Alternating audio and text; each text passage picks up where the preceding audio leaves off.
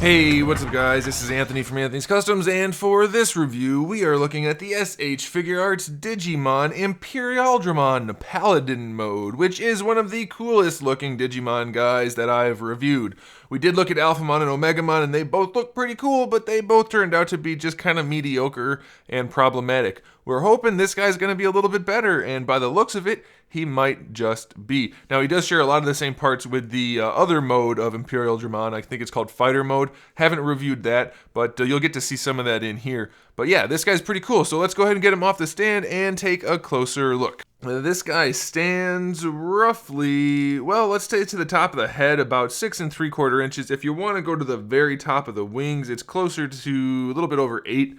That makes him roughly, let's see, about 17 centimeters to the top of the head. The shoulder pads will be higher, of course, and then the wings are going to take you to about 20.5 centimeters. So he does have some significant size. In fact, I do have a Naruto figure here if you guys want to see a quick comparison in size, just because this guy stands out amongst the crowd of other SH Figuarts. He's got some definite size. Of course, it's not accurate. He should be bigger than that. I think, if memory serves, he should be kind of big. But either way, he's kind of big, relatively speaking. And he just looks really nice. All of the white on there, at least as far as I can tell, is actually molded. And if it is painted, I haven't noticed any issues. So that's really, really well done. Most of the colors, in fact, are molded, except for the gold. That's all painted, and it's nice and metallic. We do have a little bit of black paint on there, and some silver paint looks good. The red paint in the eyes, very metallic, very cool looking. And then the wings are painted with a really nice silver metallic, which just looks fantabulous. So that's pretty cool. As far as accessories go, we have kind of a lot, and well, I guess not so many. We can count his wings and tail, though they are kind of his body parts. I'll show you those really quickly without using photos. The tail connects just like the Frieza figure, if you guys are familiar with that. It's a big old ball hinge that pegs into his butt, and then we have the tail that can swivel around, so that's pretty cool. The wings, again, they're kind of like accessories, so they do have a hinge right here. They'll rotate around a little bit, or at least I think they're supposed to, but then this is kind of squared off, so I'm not sure. And also, keep in mind, these things take an incredible amount of force to peg in all the way, so be very careful. Lots of things to slip off and break, so don't just try to jam them in there. Be extra careful. But they do have the hinge this way.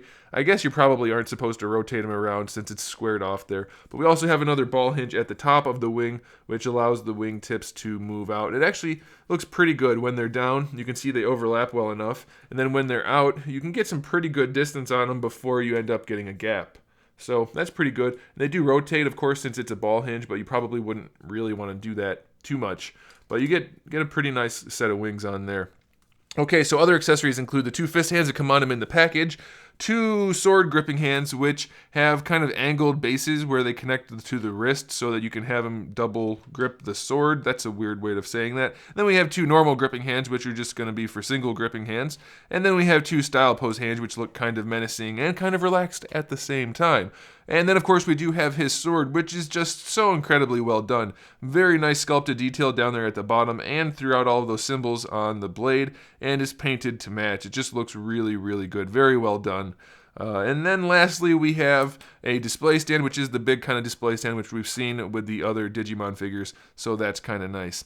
I guess technically there's one more, which is just a little clip for the crotch, which will let you peg in the display stand to his crotch, though honestly I wouldn't recommend it because it would look like he has a giant blue piece coming out of his crotch, and you can just use the regular clip around his little tiny waist. Okay, so back to the figure. We already talked about the wings and the tail, so let's cover the rest of the articulation. The head, as far as I can tell, it's actually on a ball hinge on top of the neck, which is pretty much useless because look at the collar.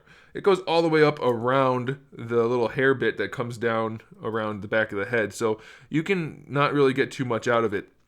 Luckily, it's on a ball peg on top of that ball hinge, so it moves around on top of that nicely. And then the neck itself is on a ball peg, so considering how crowded it is right there, you get pretty decent range, so that's okay.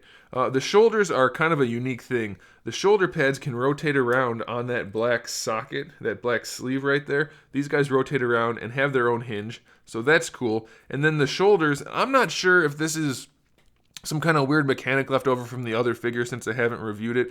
I think it's just a really unique kind of like butterfly joint. So first of all, you can move the entire arm around a little bit on a ball peg. So it moves around like that. But then you have this hinge here, which just kind of extends in a really weird way.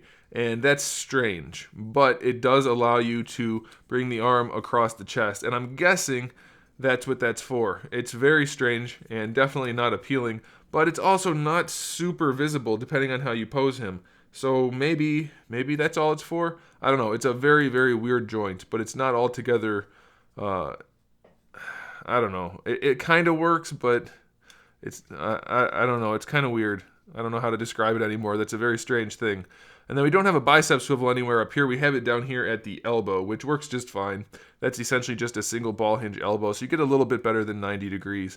Now, the original one had things you could peg in right here. This one does not. So they put these little white plugs in there, but they don't quite fit just right, so it looks a little bad. It's not great. The hands, of course, just swap out on a ball peg. It's very, very difficult to swap the hands out on this guy. So again, use a little bit of extra caution. It's a total pain in the butt. For the torso, I think it's just a few different ball pegs put together, but you get some really solid range out of this guy. I mean, he leans a lot, and it works fine. So that little skinny torso definitely lends itself to the articulation on this guy. So that's pretty good. It's a little squeaky, but...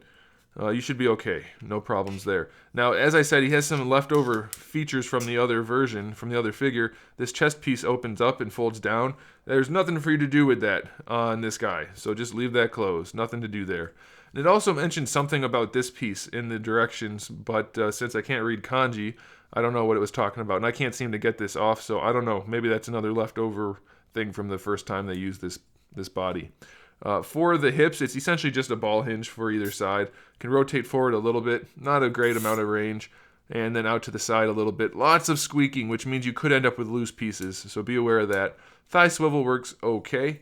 Double jointed knee, really no problem, except the boot hits up against the thigh piece, so it does limit it to some extent. And then for the ankles, it looks like it's just a double ball peg, and it functions well enough, I guess, for these kind of ankles, but I think they could have done so much better. They use such little tiny ball peg. It's just very, very minimal. So you get just a little bit of play forward and back, mostly back, which you really need more forward since he's back heavy, and then just a little bit of play side to side. Of course, you can rotate it too, but that doesn't help. So using that display stand that they gave you for him is going to be almost necessary for pretty much any pose other than a slightly dynamic, pretty neutral standing pose. So yeah, I mean, it's not like it's an incredible figure or anything, but it does look really good. It's nice and clean, crisp, sharp, pretty well executed for the most part. Just a little bit of questionable articulation here and there. But, oh, and also, like I said, these guys, total pain in the butt to swap out. So be extra careful with that. Once you get these guys pegged in, there's no issue at all there. So yeah, it's pretty cool. I think it's probably the best one of these kind of superior Digimon figures. Like I don't really remember too much about it, honestly, but I'm guessing these guys are like high-level Digimon fighting guys. Yeah, bring it on, Digimon fan base. Yell at me for not knowing what I'm talking about. Or you could just let me know. But either way, pretty cool figure. I'd recommend it. I like it. I think you will too.